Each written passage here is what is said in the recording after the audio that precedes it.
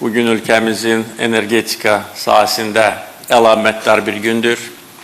8 noyabr elektrik stansiyasının açılışı çok güzel hadisedir.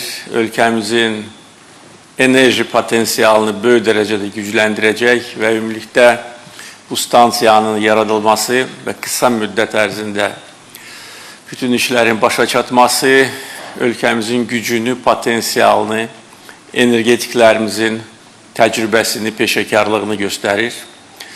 Bugün 8 noyabr elektrik stansiyası ülkemizin en büyük elektrik stansiyasıdır.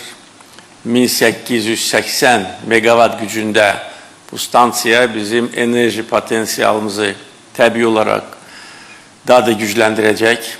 Enerji sisteminin səmərəliyini artıracaq və beləliklə Mingəçevirin nəinki Azərbaycanın, bütövlükdə Cənubi Qafqazın energetika mərkəzi olan statusunu daha da güçləndirəcək.